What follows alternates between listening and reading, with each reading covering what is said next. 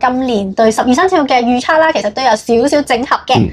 好，咁咧其實咧今年咧係一個咧即係講咗係大火年啊嘛。其實咧好多時候咧嗰個核心重點咧關於12生肖咧，其實都係關於斷捨離啦，同埋關於種真實嘅。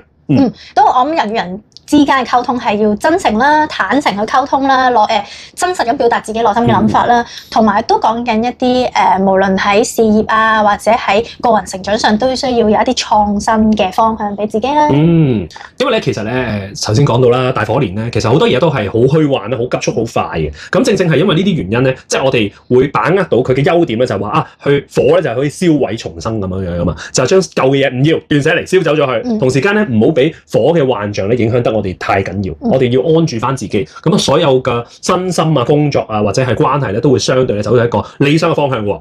咁另外就係健康方面咧，都會大家要多啲聆聽自己身體一啲小警號啊、一啲反應啊、一啲突發嘅情況啊，咁就盡量去唔好忽視呢啲信號咯。係啦。咁啊，最後咧就係講啦，呢個世界咧越係變得急速同埋好快嘅時候咧，我哋反而要慢翻落嚟。係啦。唔好同佢，哇！呢個世界好快，跟住你又再快啲，咁你唔會夠佢快嘅，永遠都係啊。我諗就係急速，其實係某程度上要令你學識放下或者放慢去享受當下啦，咁樣。咁所以咧，我哋都想透過呢一系列嘅預測片，幫大家喺新嘅一年咧有更好嘅進步啦，更好嘅方向動力俾大家有一個好嘅發展。全年行好運啊！冇錯。咁如果想了解更多你對於呢個運程嘅預測或者資訊，記得 follow 我哋嘅 channel 啦。